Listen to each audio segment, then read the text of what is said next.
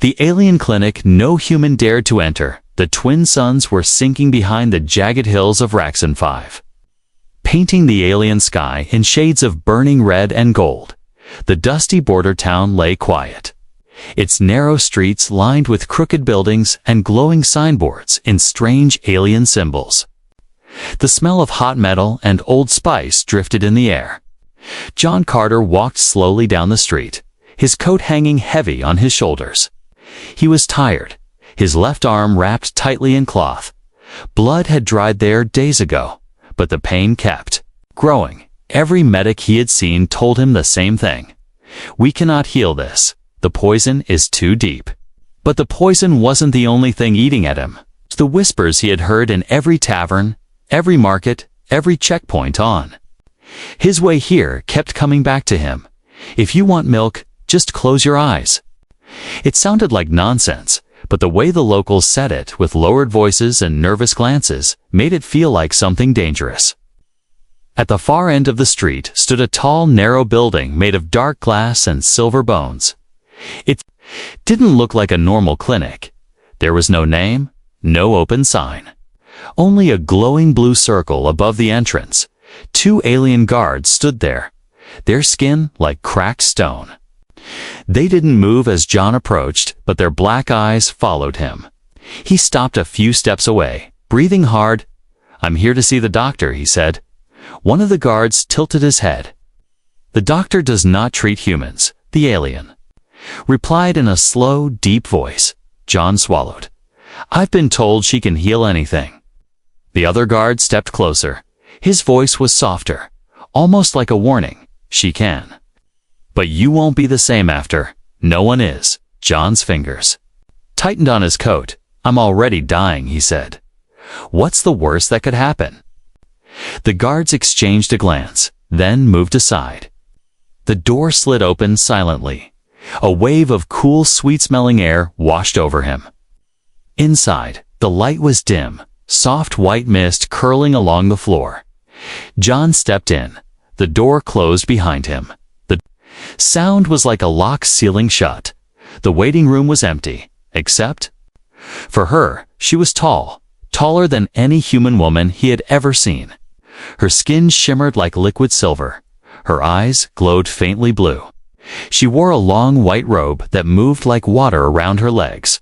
Her face was beautiful, but not in a way that felt human. Her cheekbones were too sharp, her lips too smooth, and yet, when she smiled, it felt strangely safe. "You are the human who seeks milk," she said, her voice like music underwater. John hesitated. "I seek healing." She tilted her head. "It is the same thing. If you want milk, just close your eyes." John frowned. "What does that even mean?" Her smile widened, but her eyes didn't change. "Close your eyes, and you will see." John looked around. The walls seemed to breathe, shifting slightly as if alive. He could hear a faint heartbeat somewhere deep in the building. "I heard stories," he said slowly. "Some say no one leaves the same." The doctor stepped closer. Her height forced him to tilt his head to meet her eyes. "Do you wish to leave the same?" she asked quietly. "Or do you wish to live?" Her words sank deep. The pain in his arm pulsed like fire. His legs felt weak. He took a slow breath. "If I close my eyes, you can heal me." Her voice was almost a whisper now. "If you want milk, just close your eyes." John's heart thudded. Something about the way she said it, like a ritual, like a command, made his skin prickle. The room was too quiet. The heartbeat on the walls was louder now. Finally, he closed his eyes. Darkness wrapped around him. He felt a cool hand on his cheek, then fingers brushing against his wound. A warmth began to spread through him, soft at first, then flooding his veins like liquid fire and honey. His breathing slowed, his thoughts blurred, and then he saw something. It wasn't the clinic anymore. It was a vast, endless sea of white light, rippling like milk in a giant glass. Shapes moved beneath it, massive and slow, glowing faintly. The doctor's voice was inside his mind now. Drink. His mouth opened without thinking. The light poured in, sweet and heavy. Every part of him screamed in shock, his wound closing, his heart racing, his mind sharpening, and yet he couldn't stop. When he gasped for air, he was back in the clinic, lying on a soft bed. The doctor stood over him. Her smile exactly the same as before. "You will live," she said. "But remember, the milk never comes for free." John's head spun.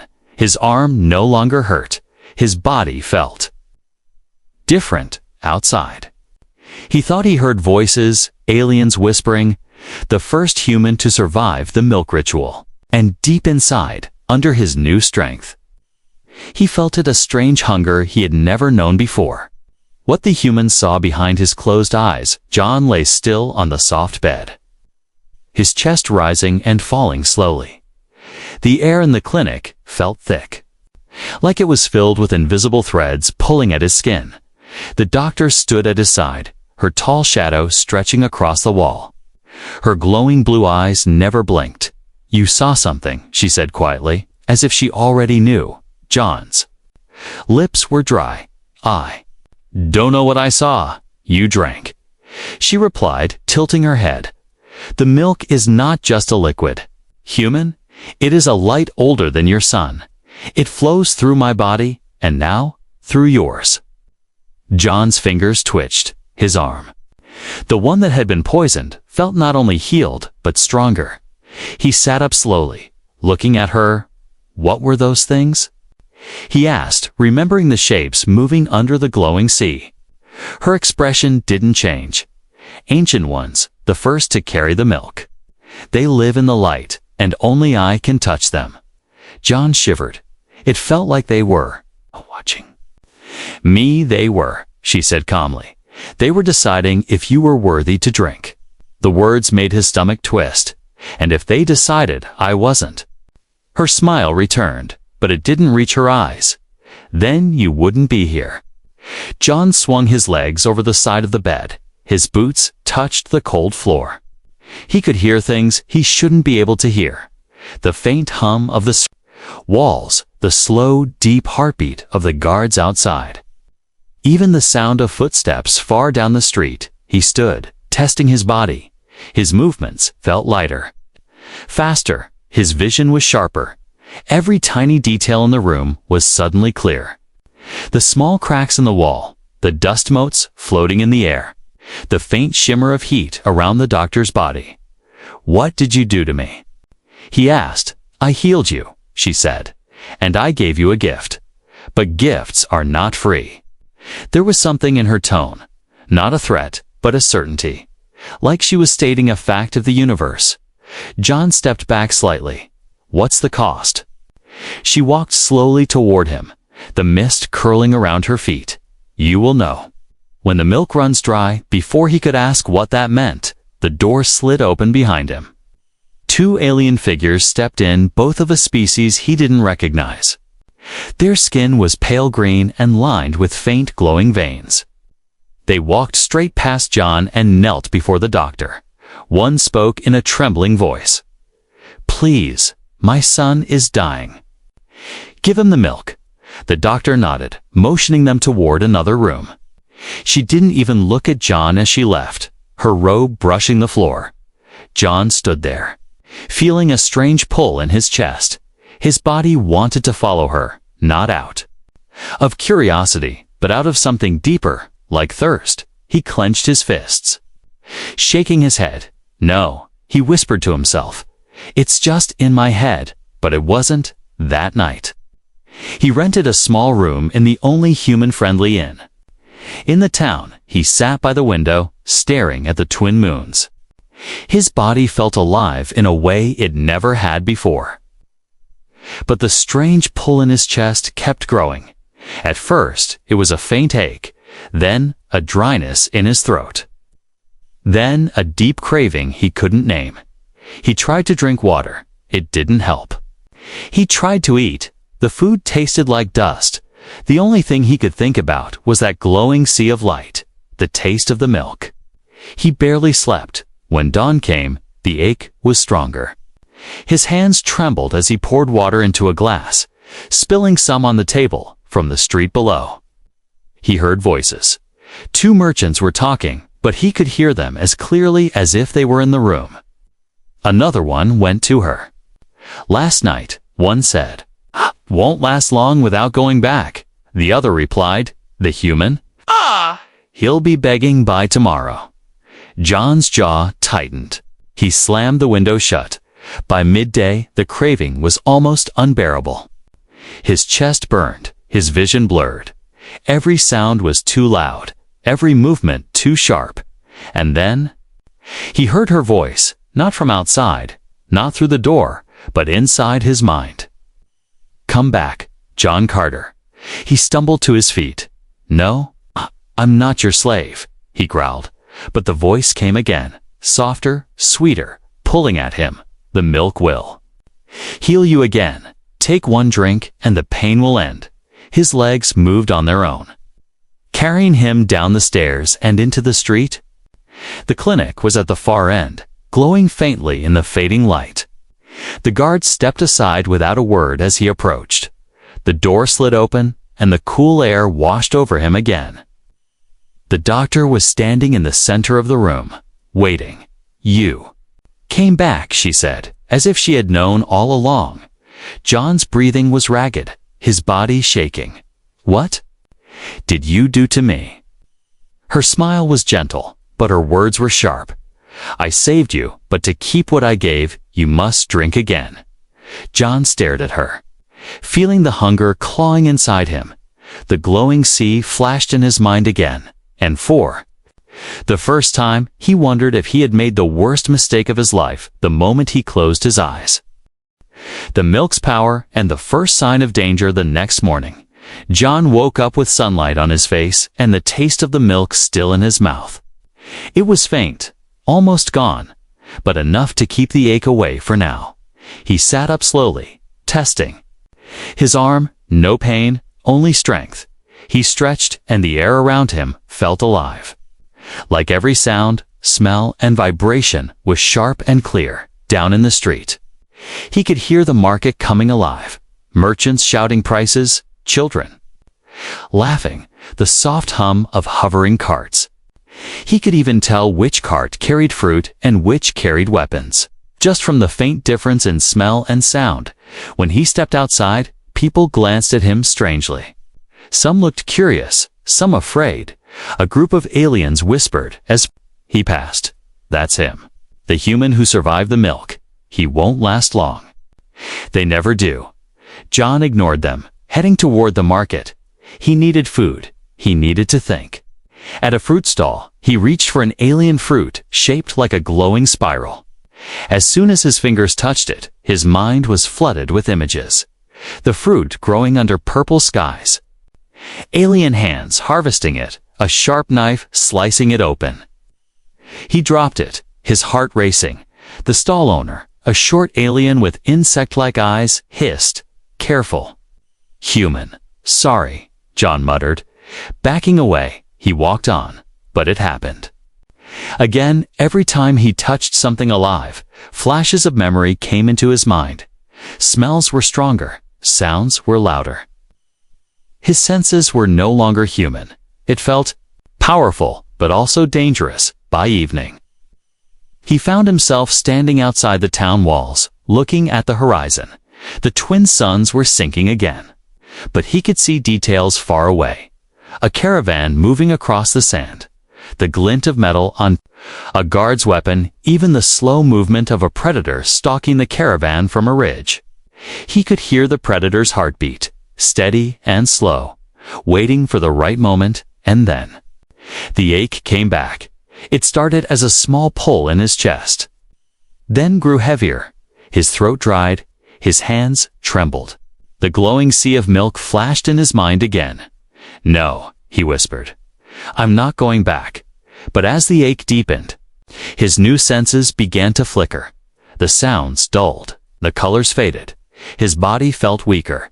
He stumbled toward the nearest tavern. Sitting heavily at a table, the bartender, a bulky alien with green horns, looked at him with pity. You drank her milk, didn't you? John's eyes narrowed. You know about it? Everyone here knows, the bartender said, placing a glass of thick, dark liquid in front of him. That's not healing, human. It's a chain. You'll keep going back until she owns you. John pushed the glass away. There has to be a way to stop it. The bartender leaned closer, lowering his voice. There is. But it's worse than the milk. No one has survived the breaking before John could ask more. The tavern door slammed open. Two of the doctor's guards entered. Scanning the room with cold black eyes, one pointed at John. The doctor requests your presence. John clenched his fists. Tell her I'm busy. The guard's voice dropped.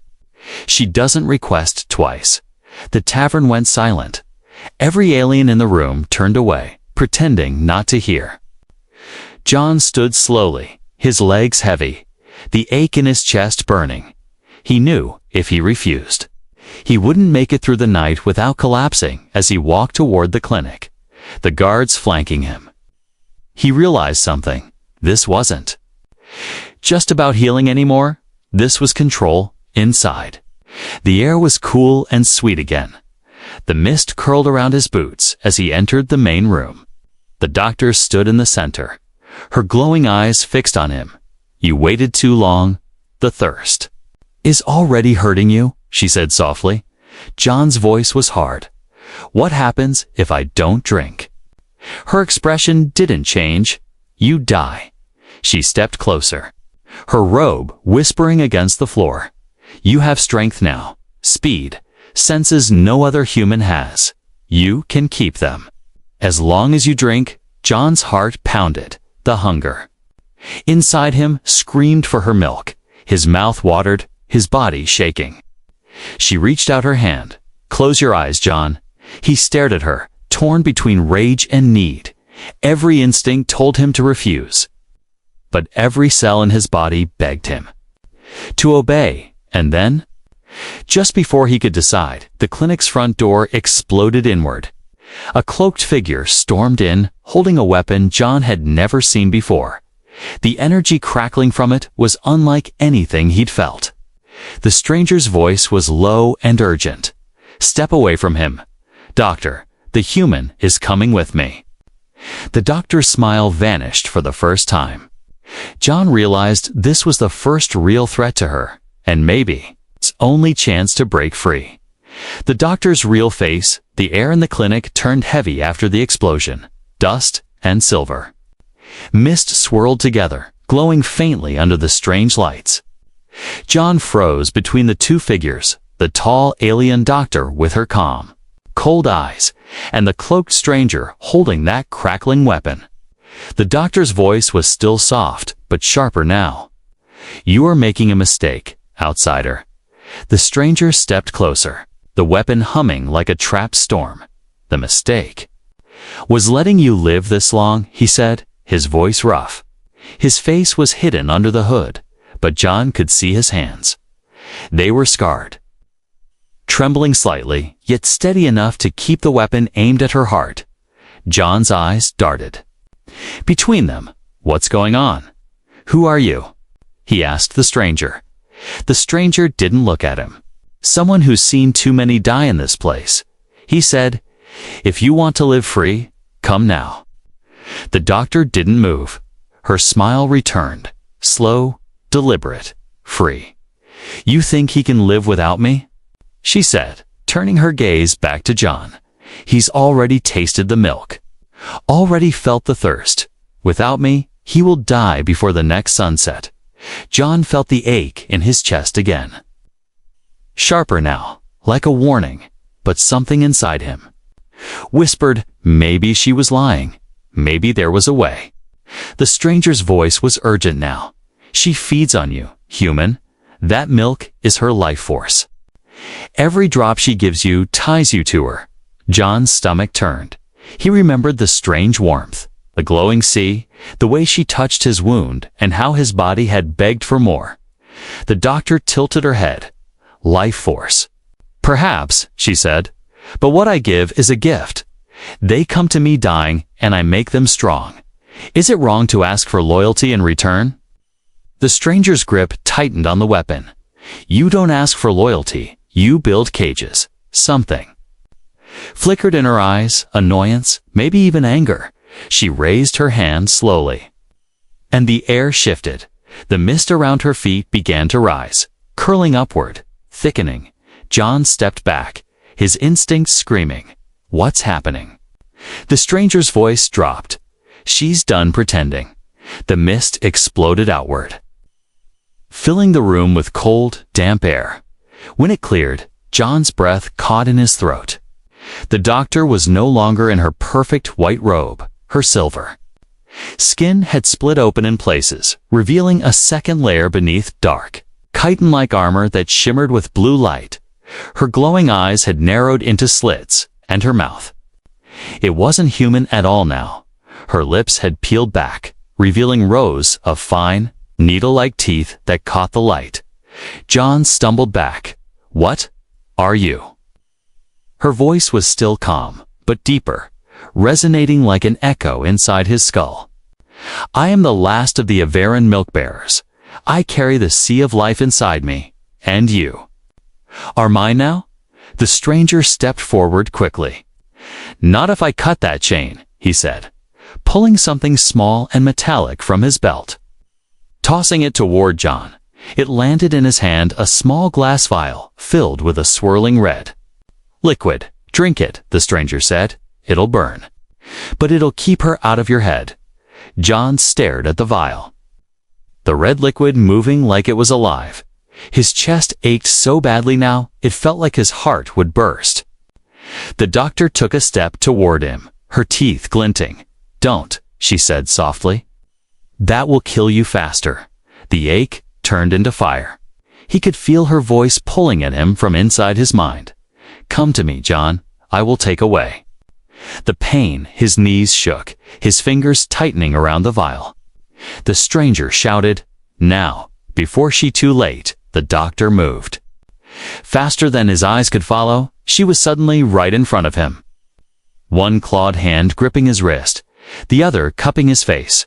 Her touch sent a wave of cold pleasure through him, drowning the pain. Her glowing eyes locked on his. "You need me," she whispered. "Drink from me again, and I'll make you stronger than you ever dreamed." The vial trembled in his hand. One choice could tie him to her forever. The other might kill him before he took his next breath. The stranger raised the weapon. "John, choose." John's heart pounded, the burning ache twisting into desperation. Her cold smile grew wider. The vial slipped slightly in his sweaty fingers, and then, John made his choice. The human's defiance, John's heartbeat thundered in his ears. The doctor's cold hand still cupping his face. The stranger's weapon aimed at her chest. The vial of swirling red liquid trembling between his fingers. The burning ache in his chest was almost unbearable now. His body screamed for the milk, his muscles shaking, his throat dry like sand. The doctor's voice slid into his mind again, soft but unrelenting. "Drink from me, John. You know you want to." The stranger's voice cut through the fog, sharp and urgent. "She's inside your head, human. Fight it, or she own you forever." John closed his eyes for a second, feeling the cold comfort in her touch. The way the pain eased when she was near, it would be so easy to give in, to just drink and let her take control. But something deep inside, the part of him that had walked battlefields, the part that had survived more than once when everyone thought he was dead, refused. With a sudden burst of movement, John yanked his wrist free from her grip. The vial slipped from his hand, but he caught it mid-fall, slammed the cork out with his thumb, and swallowed the thick red liquid in one go. The effect was instant. It was like swallowing fire and ice at the same time. The burning ripped through his throat, down into his chest, spreading through every vein. His vision went white for a moment, and he fell to his knees, gasping. The doctor stepped back, her eyes narrowing. "You fool!" she hissed, her voice no longer calm, but sharp and dangerous. John clutched his chest, the ache changing into something else, not hunger, but resistance. The pulling voice in his mind faded, her presence retreating like a shadow in sunlight. He looked up at her, breathing hard. "Get out of my head," he growled. His voice rough but steady. Her eyes flashed with something he hadn't seen before. Not anger, but surprise. No one has broken the link so quickly, she whispered, almost to herself. The stranger stepped forward, weapon steady. "She's vulnerable now. John, move." But the doctor recovered fast, her teeth bared. She lunged forward, claws slicing. The air where his head had been a second ago, John rolled to the side, grabbing a fallen metal tray from the floor, using it to deflect her next strike. The sound of metal against her claws rang through the clinic, sparks flying. John's mind felt sharper than it had in days. His senses were still heightened, but now they weren't clouded by hunger. He could read her movements, feel the shift in air before she attacked. "You think you're free?" she snarled. "The milk is still inside you, and without it, your body will turn on itself. Then I guess I'd better end this before that happens." John replied, forcing himself to his feet. The stranger tossed him a small blade with a strange, humming edge. "Only this can cut her. Use it." John caught it, the weight perfect in his hand. The doctor's eyes locked on the blade, and for the first time, he saw fear in them. She circled him slowly, her movements like a predator sizing up prey. "You have no idea what you're dealing with, human. I've walked this galaxy for centuries. I've healed kings and killers alike." John's grip tightened. "Yeah. Then it's about time someone stopped you." She lunged again, claws flashing. John ducked low, sliding under her arm and slashed upward, the blade cutting across her side. Blue light burst from the wound, splattering onto the floor like liquid lightning. She screamed, not in pain, but in rage. The sound shook the walls, cracks spreading in the silver glass around them. "You dare!" she roared, her voice echoing in a way that made the air vibrate. John didn't stop. He pressed forward, forcing her to step back. "This ends today." The stranger fired his weapon, hitting her in the shoulder. The energy burned through her. Armor like skin, but she didn't fall. Instead, she leaped onto the far wall, clinging there like an insect, her body twisting unnaturally. "You can't kill me, human," she hissed. "Even if you destroy this body, I will live in the milk you carry." John froze for half a second. Her words were meant to scare him, but they also told him something important. If she could live inside the milk, then destroying the milk inside him might kill her for good, but doing that could also kill him. The stranger seemed to realize the same thing. "John, if you're going to finish her, you'll have to burn it out," he shouted. John met the doctor's glowing eyes. Her smile returned cold. "Confident? You won't do it. You're too afraid to die." He took a deep breath. "Maybe," he said, "but I'm more afraid of living as your slave." The final milk. The clinic trembled under the weight of her scream. Mist curled thick around the floor, carrying the sharp scent of something metallic and sweet. John's blade hummed in his grip. The stranger's weapon still pointed at her. The alien doctor clung to the wall. Her silver and chitin skin cracked where his strike had landed. Blue light oozed from the wound like molten glass. Yet she still smiled. "You can't kill me, human," she said softly, her voice echoing unnaturally. "The milk is part of you now, and as long as it flows in your veins, I live." John's jaw tightened. "Then I guess I'll have to spill every drop." The stranger looked at him sharply. "You burn it out. You'll burn yourself too." John didn't take his eyes off her. Better dead than chained. The doctor's smile faltered for the first time, just a flicker. But John saw it. "You wouldn't," she hissed. "I would," he said. Stepping forward, her eyes narrowed. Then at least drink one last time, John. Taste the sea before you drown. She moved like lightning, leaping down from the wall, claws slicing through the mist. But this time, John didn't dodge. He stepped into her attack, slamming the blade into her shoulder, pinning her briefly. Before twisting away, she snarled, spinning, the wound glowing brighter now. But John had already reached for the small pack on his belt, the one the stranger had given him earlier without explanation. Inside were 2 vials, both swirling with red liquid. John popped the corks with his teeth, the metallic temps hitting his tongue. Without hesitation, he swallowed them both. The effect was instant and brutal. It was like drinking pure fire. The heat tore through his veins, igniting the milk inside him. He gasped, falling to one knee, the blade clattering to the floor. His vision blurred, then cleared again. But now every vein in his body glowed faint blue under his skin. The doctor froze, her expression changing from anger to fear. "No. What are you doing?" John's voice was ragged, but steady, "Ending you." The burning inside him grew into a roaring storm. He could feel her presence in his mind again, but this time it was panicked. Pulling away, "Stop, John. You'll destroy us both." "Exactly." He growled, forcing himself to his feet.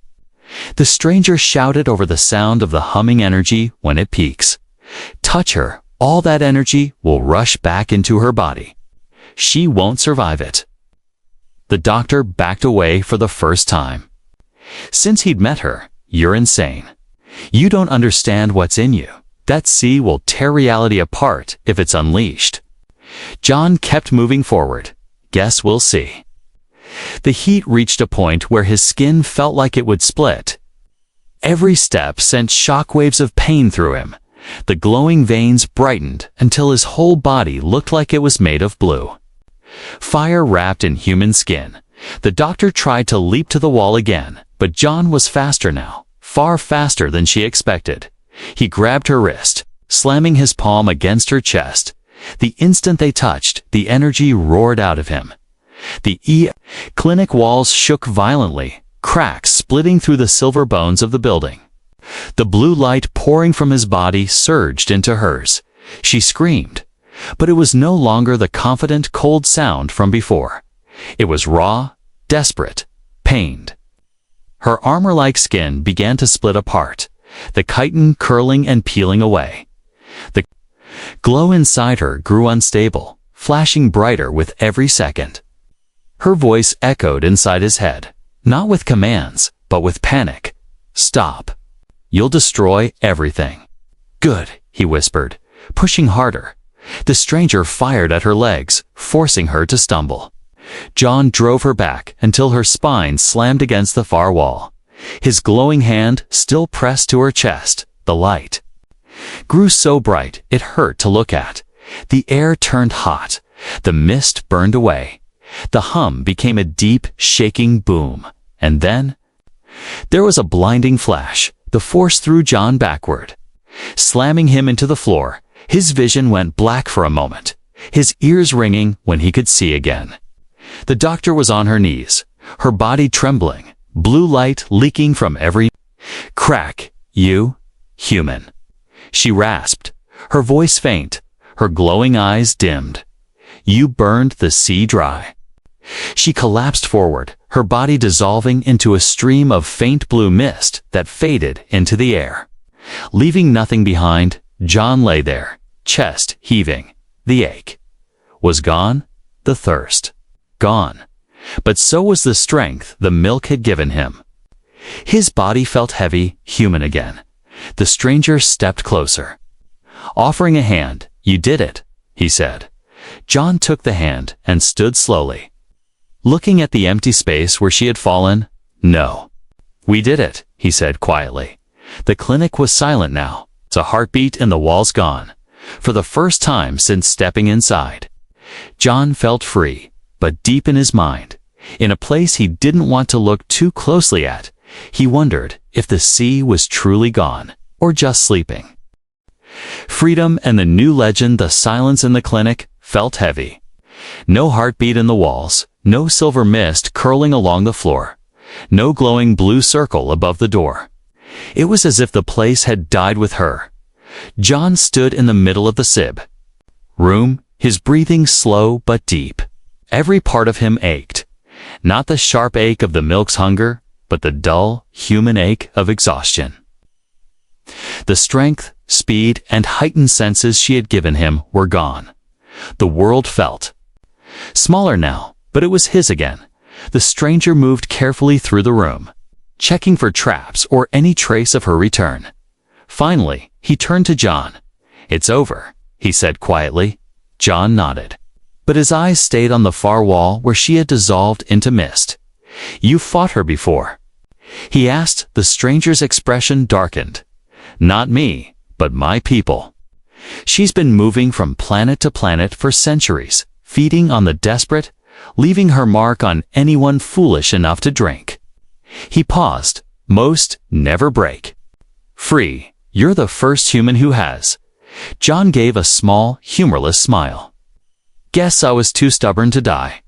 They stepped outside into the cool evening air. The twin suns were low, and the sky was painted in long streaks of gold and deep violet. The townspeople stood in clusters, staring at the clinic, whispering. A young alien girl stepped forward, her small hands clutching a bundle of cloth. Inside, it was a glowing fruit John had never seen before. She held it out shyly. "For you," she said in a trembling voice. "You killed the milk witch." John blinked. "I didn't kill her," he said softly. "I just made sure she can't hurt anyone again." The girl's mother stepped forward, bowing her head slightly. "You freed us, human. You don't know what she took from this town, from our families." John glanced at the stranger, who gave him a slight nod, as if to say, "Accept it." He took the fruit gently. "Thank you," he said. As they walked through the streets, more aliens approached. Some offering gifts, a scarf woven from shimmering threads, a pouch of rare spices, even a small metal charm shaped like a drop of milk with a slash through it. Each gift carried the same message: freedom. By the time they reached the edge of town, the sun had almost disappeared. The stranger stopped, looking at John. "You're free now. But you should know something," he said. "Destroying her body doesn't mean destroying her completely. If even one drop of her milk remains in this galaxy, she can come back." John frowned. "I burned it out of me, yes?" The stranger replied, "But what about the others? The ones still carrying it?" The thought settled heavy in John's chest. "You're saying there are more dependents?" The stranger nodded. "Hundreds, maybe thousands, across worlds. They'll feel her absence. Some will die without her. Others will search for what's left of her power." John looked toward the horizon. "I guess that means my work's not done." The stranger studied him for a moment, then offered his hand.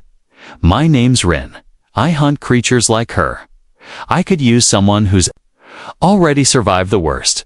John took his hand firmly. "Then let's find the rest." They began walking away from the town, their shadows stretching long behind them in the fading light. The air was quiet, except for the sound of their boots on the dirt road. But after a while, John slowed. Something had brushed against his thoughts, faint, almost unnoticeable, like a ripple in still water. He stopped, his eyes narrowing. "Rin," he said quietly, "tell me something. When you burned the milk out of me, is it possible even the smallest trace could still be there?" Rin hesitated. "Yes. Why?" John looked at the twin moons rising in the distance, because somewhere, deep inside the farthest corner of his mind, a whisper was waiting. It wasn't strong, it wasn't pulling him like before, but it was there. John. He clenched his fists and kept walking. If she was still out there, even as a whisper, he'd find her and finish it for good, behind them, in the empty clinic. A single drop of faint blue liquid shimmered on the cracked floor. It pulsed once, like a heartbeat, then went still.